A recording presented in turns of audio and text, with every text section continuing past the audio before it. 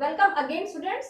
आज का हमारा टॉपिक है रेसिप्रोकल डिमांड एनालिसिस, यानी पारस्परिक मांग का सिद्धांत या प्रतिपूरक मांग का सिद्धांत। तो चलिए सबसे पहले हम इस सिद्धांत का इंट्रोडक्शन पार्ट देखते हैं। रिकार्डो का तुलनात्मक लागत सिद्धांत पूर्ति पक्ष की तो व्याख्या करता है, परंतु यह सिद्धांत मांग पक्ष की पूरी तरह से उपेक्षा करता है। रिकार्डो का सिद्धांत विनिमय दर पर कोई प्रकाश नहीं डालता। विनिमय दर का अर्थ है वह दर जिस दर पर दो देश आपस में व्यापार करते हैं और व्यापार से लाभ प्राप्त करते हैं। रिकार्डो ने व्यापार के केवल गुणात्मक पक्ष की व्याख्या की, परंतु परिमाणात्मक पक्ष की पूरी तरह से अवहेलना की। इस कमी को दूर करने का प्रयास जे.एस. मिल ने 1848 ईस्वी में प्रकाशित अपनी पुस्तक प्रिंसिपल्स ऑफ पॉलिटिकल इकोनॉमी में पारस्परिक मांग के सिद्धांत के द्वारा की। मिल ने यह स्पष्ट किया कि दो देशों में वस्तु विनिमय की व्यापार शर्तों का निर्धारण अंतर्राष्ट्रीय मांग के समीकरण द्वारा होता है। इसे अंतर्राष्ट्रीय व्यापार का प्रतिपूरक मांग का सिद्धांत कहा जाता है। मिल ने यह स्पष्ट किया कि व्यापार की विनिमय दर केवल पूर्ति और लागत की दशाओं पर ही निर्भर नहीं रहती, बल्कि मांग की दशाओं का भी इस पर पूरी तरह से प्रभाव पड़ता है। चलिए अब हम इस सिद्धांत की मान्यताओं को देखते हैं, यानी अजम्पशन। नंबर 1 पर है 2x2 मॉडल, यानी दो देश दो वस्तुओं का सरल मॉडल। अपने इस सिद्धांत में हम ये देखेंगे कि केवल दो देश और दो वस्तुओं के बारे में ही बात की गई है। नेक्स्ट है परफेक्ट कंपटीशन, यानी पूर्ण प्रतियोगिता, यानी दोनों ही देशों में पूर्ण प्रतियोगिता दिखाई देती है, यानी दोनों ही देशों में पूर्ण प्रतियोगिता लागू होगी। नंबर 3 पर है फ्री मोबिलिटी इन फैक्टर्स, यानी उत्पादन के साधन स्वतंत्र रूप से गतिशील है। उत्पादन के साधनों की गतिशीलता में कोई रोक टोक नहीं है। दोनों ही देशों में ये उत्पादन के साधन स्वतंत्र रूप से गतिशील है। इसके बाद नेक्स्ट है both countries are important equally, यानी दोनों ही देश एक समान रूप से महत्वपूर्ण है। किसी भी देश की महत्वपूर्णता किसी दूसरे देश से अधिक नहीं है, यानी दोनों ही देश एक समान रूप से महत्वपूर्ण है। नेक्स्ट है फुल एम्प्लॉयमेंट, यानी पूर्ण रोजगार। दोनों ही देशों में पूर्ण रोजगार दिखाई देता है। इसके बाद नेक्स्ट है थियरी ऑफ कंपैरेटिव कॉस्ट, यानी तुलनात्मक लागत का सिद्धांत लागू होता है। हमारा यह सिद्धांत भी तुलनात्मक लागत सिद्धांत पर ही आधारित है। नेक्स्ट है फॉरेन ट्रेड इज फ्री, यानी स्वतंत्र विदेशी व्यापार। विदेशी व्यापार कैसा है? स्वतंत्र है। कोई भी देश बिना किसी रोक टोक के अपनी वस्तुओं को किसी दूसरे देश में ले जाकर बेच सकता है। यहाँ पर किसी भी तरह का कोई प्रतिबंध नहीं है। व्यापार पूरी तरह से स्वतंत्र है। चलिए अब हम देखते हैं मीनिंग ऑफ रेसिप्रोकल डिमांड, यानी पारस्परिक मांग का अभिप्राय। मिल के विचार में पारस्परिक मांग का अभिप्राय किसी देश के उत्पादन की वह मांग है जो किसी दूसरे देश के उपभोक्ताओं द्वारा की जाती है। मिल के विचार में व्यापार की विनिमय दर के निर्धारण में पारस्परिक मांग एक महत्वपूर्ण भूमिका निभाता है। आगे अब हम देखते हैं एग्जाम्पल्स, यानी इस सिद्धांत को समझने के लिए हमने एक एग्जाम्पल का सहारा लिया है। इस एग्जाम्पल में आप देख सकते हैं production in units, labour cost 365 days, Portugal यानी पुर्तगाल 200, 150, इंग्लैंड में क्या है 100, 120। जैसे कि आपने मान्यताओं में हमने ये देखा था कि दो देश दो वस्तुओं का सरल मॉडल। तो यहाँ आप देख सकते हैं दो देश कौन से हैं, दो देश है पुर्तगाल और इंग्लैंड, और दो वस्तुएं कौन सी है, शराब और कपड़ा, वाइन और क्लोथ। तो चलिए अब हम तुलनात्मक लागत के आधार पर यह निर्धारित करेंगे कि इन दोनों देशों को किस वस्तु का उत्पादन करना चाहिए। तो चलिए 365 डेज यानी यहाँ के लेबर 365 दिन काम करने के पश्चात जो यहाँ का प्रोडक्शन है वो आप देख सकते हैं। पोर्टुगल में कितना है, वाइन का प्रोडक्शन कितना है, शराब प्रोडक्शन कितना है 200 यूनिट्स, कपड़े का कितना है 150 यूनिट्स। सेम चीज आप इंग्लैंड में देख सकते हैं। इंग्लैंड में शराब का प्रोडक्शन है 100 यूनिट्स और क्लोथ का है 120 यूनिट्स।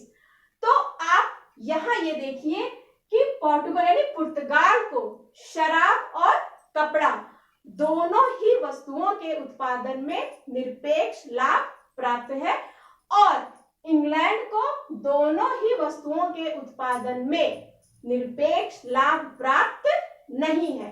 अब हम तुलनात्मक लागत के आधार पर ही यह निश्चित करेंगे कि कौन सा देश किस वस्तु का उत्पादन करे। तो पुर्तगाल की स्थिति आप देखिए, पुर्तगाल में दोनों ही वस्तुओं का उत्पादन यहाँ पर बहुत अच्छी तरह से हो रहा है, यानी दोनों ही वस्तुओं के उत्पादन में पुर्तगाल को बहुत अधिक मात्रा में लाभ है। किसकी तुलना में, इंग्लैंड की तुलना में। लेकिन तुलनात्मक रूप से देखा जाए तो पुर्तगाल को कपड़े की तुलना में शराब के उत्पादन में ज्यादा लाभ है। और इंग्लैंड की बात हम करते हैं तो इंग्लैंड की स्थिति क्या है, इंग्लैंड को दोनों ही वस्तुओं के उत्पादन में निरपेक्ष रूप से हानि प्राप्त है और पुर्तगाल को दोनों ही वस्तुओं के उत्पादन में लाभ प्राप्त है। तो लेकिन आप तुलनात्मक अध्ययन के आधार पर यह देखेंगे कि पुर्तगाल को किस वस्तु के उत्पादन में ज्यादा लाभ प्राप्त है। तो यह देखने के लिए हम क्या करेंगे, यह देखने के लिए हमने क्या किया, वाइन और क्लोथ इन दोनों ही वस्तुओं की तुलना की। तुलनात्मक लागत के आधार पे हमें यह दिखाई दिया कि पुर्तगाल को शराब के उत्पादन में कम हानि है, यानी शराब के उत्पादन में उसे ज्यादा लाभ प्राप्त है और कपड़े के उत्पादन में कम लाभ प्राप्त है। तो यहाँ आप देखिए इस तरह से हमने क्या किया है, हमने तुलनात्मक लागत के आधार पर यह निर्धारित किया है कि पुर्तगाल क्या करे, पुर्तगाल केवल शराब का उत्पादन करे और कपड़े का उत्पादन बंद कर दे। तो यहाँ आप देखिए 200/100 ग्रेटर देन 150/120। तो इससे हमें यह पता लगता है कि पुर्तगाल क्या करे, पुर्तगाल को शराब के उत्पादन में तुलनात्मक रूप से ज्यादा लाभ प्राप्त है, इसलिए पुर्तगाल को कपड़े का उत्पादन बंद करके शराब का उत्पादन बढ़ा देना चाहिए, यानी शराब का उत्पादन जारी रखना चाहिए। अब हम इंग्लैंड के बारे में देखेंगे। पुर्तगाल के लिए तो हमने तुलनात्मक लागत के आधार पर यह देख ही लिया कि पुर्तगाल को शराब का उत्पादन बढ़ाना चाहिए और कपड़े का उत्पादन पूरी तरह से बंद कर देना चाहिए।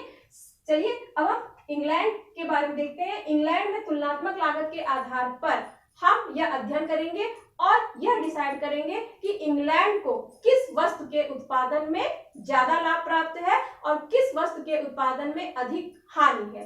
तो चलिए हमने ये देखा कि इंग्लैंड को पुर्तगाल की तुलना में दोनों ही वस्तुओं के उत्पादन में निरपेक्ष हानि है, लेकिन ये देखिए यह हानि कपड़े के उत्पादन में कम है और शराब के उत्पादन में ज्यादा है। यानी जब शराब और कपड़ा इन दोनों के बीच तुलना की गई और तुलना के माध्यम से यह देखा गया कि इंग्लैंड में कपड़े के उत्पादन में इंग्लैंड को कम हानि है और शराब के उत्पादन में ज्यादा हानि है। तो इसी के आधार पे हमने यह डिसाइड किया कि इंग्लैंड को क्या करना चाहिए, इंग्लैंड को कपड़े के उत्पादन में विशिष्टीकरण करना चाहिए और उत्पादन को बढ़ा देना चाहिए और पुर्तगाल को शराब के उत्पादन में विशिष्टीकरण करना चाहिए और दोनों ही देशों को विनिमय दर के आधार पर एक दूसरे की वस्तुओं का आदान प्रदान कर लेना चाहिए। तो यहाँ इस माध्यम से हमें यह पता लगा कि पुर्तगाल को शराब और इंग्लैंड को कपड़े के उत्पादन में विशिष्टीकरण करना चाहिए। चलिए अब हम ये देखते हैं, एक्सचेंज रेट की बात की जाती है। एक्सचेंज रेट ऑफ ट्रेड यानी व्यापार की विनिमय दर। मिल के अनुसार पूर्ण विशिष्टीकरण के पश्चात दोनों देशों की व्यापार की विनिमय दर की संभावित सीमाएं उच्चतम सीमा एवं निम्नतम सीमा का निर्धारण श्रम की कुशलता द्वारा स्थापित घरेलू विनिमय आकार के आधार पर होता है। तो चलिए अब इस सिद्धांत में हम व्यापार की उच्चतम सीमा और निम्नतम सीमा इन दोनों के बारे में देखेंगे। तो इंग्लैंड ने कपड़े के उत्पादन को बढ़ाया था। अब ये देखिए, ये दोनों देश आपस में व्यापार करना चाहते हैं, लेकिन यह व्यापार तब होगा जब ये दोनों देश आपस में विनिमय दर की सीमाओं का निर्धारण कर लेंगे। तो चलिए ये क्या है, ये निम्नतम सीमा है। तो निम्नतम सीमा में आप ये देखिए कि पुर्तगाल व्यापार में तब आना चाहेगा जब उसे 250 इकाई कपड़े के बराबर यानी 250 इकाई के बराबर कपड़ा अवश्य मिले, इससे कम ना मिले। यानी पुर्तगाल व्यापार में तभी आना चाहेगा जब उसे 200 इकाई शराब के बदले 150 इकाई यानी कम से कम 150 इकाई के बराबर कपड़ा अवश्य मिले, अन्यथा वह व्यापार में आना पसंद नहीं करेगा। यही स्थिति maximum limit of exchange rate यानी उच्चतम सीमा की हम बात करें तो उच्चतम सीमा में आप ये देखेंगे 100 unit wine is equal to 120 unit cloth, यानी 1 unit wine is equal to 1.2 unit cloth. यानी आप ये देखेंगे 100 इकाई शराब किसके बराबर है, 120 इकाई कपड़े की। यानी आप ये देखेंगे कि इंग्लैंड व्यापार में तब आना पसंद करेगा जब उसे 100 इकाई शराब के बदले 120 इकाई कपड़े से कम देना पड़े, अन्यथा वह व्यापार में रहना पसंद नहीं करेगा। तो यहाँ ये देखिए दोनों देश व्यापार करना चाहते हैं और दोनों ही देशों ने आपस में उच्चतम और निम्नतम सीमा का निर्धारण कर लिया है। तो चलिए अब हम यहाँ देखते हैं 1 यूनिट वाइन ये किसके बराबर, ये बराबर है 1.2 यूनिट क्लॉथ। ये क्या है, ये व्यापार की मैक्सिमम सीमा है यानी उच्चतम सीमा है। और 0.75 यानी 0.75 यूनिट क्लॉथ ये क्या है, ये व्यापार की मिनिमम लिमिट है यानी यह व्यापार की निम्नतम सीमा है।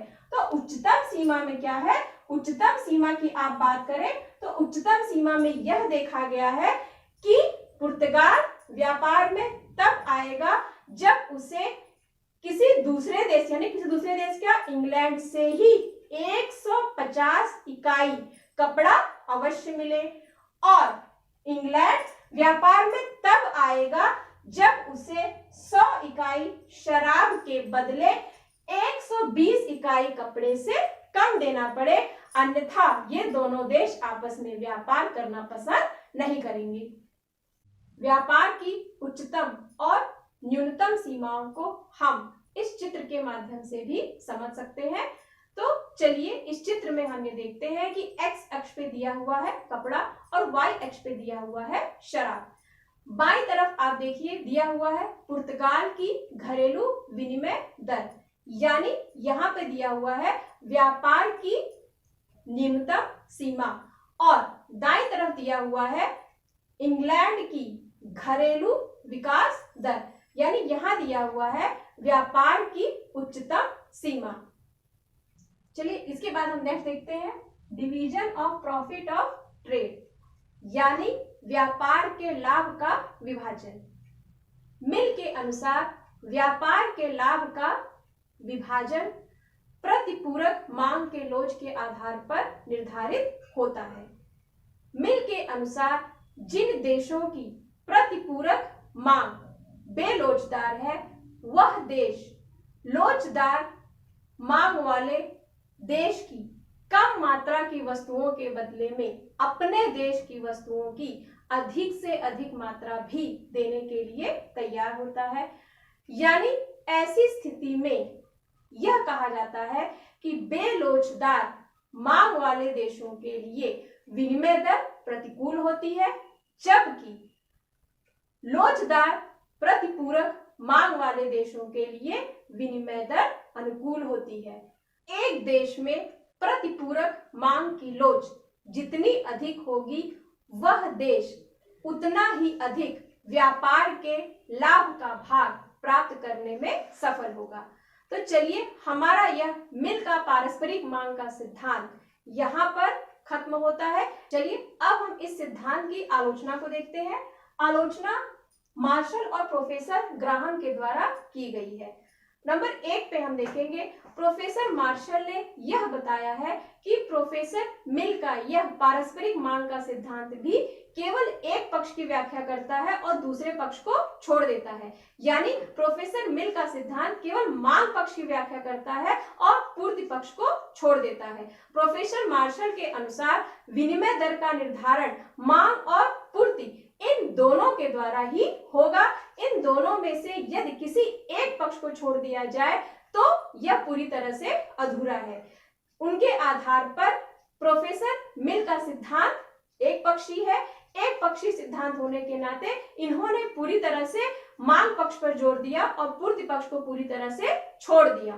चलिए नंबर 2 पे हम देखेंगे कि मार्शल प्रोफेसर मिल की इस बात को भी गलत मानते थे कि बड़े देशों को छोटे देशों की तुलना में व्यापार से कम लाभ प्राप्त होता है, क्योंकि प्रोफेसर मिल की यह धारणा थी कि बड़े देशों की आंतरिक मांग अधिक होती है। नंबर 3 पर है, यानी प्रोफेसर ग्राहम ने भी मिल के पारस्परिक सिद्धांत की आलोचना की है। प्रोफेसर ग्राहम विनिमय दर निर्धारण में केवल मांग की लोच को ही एक महत्वपूर्ण घटक मान लेने पर मिल के इस सिद्धांत की आलोचना करते हैं। तो चलिए हमारी यह आलोचनाएं समाप्त हुई, यानी हमारा यह सिद्धांत मिल का पारस्परिक मांग का सिद्धांत खत्म होता है। आपने ये देखा रिकार्डो के सिद्धांत में, आपने ये देखा कि रिकार्डो का सिद्धांत पूर्ति पक्ष की व्याख्या करता है और मिल का सिद्धांत मांग पक्ष की व्याख्या करता है। लेकिन इसके बाद अब नेक्स्ट सिद्धांत में आप देखेंगे जो होगा मार्शल का प्रस्ताव वक्र। इस प्रस्ताव वक्र में मांग और पूर्ति इन दोनों को एक साथ मिलाकर प्रोफेसर मार्शल विनिमय दर का निर्धारण करेंगे। यानी उन्होंने विनिमय दर निर्धारण में इन दोनों पक्षों को एक साथ लेकर विनिमय दर का निर्धारण किया है।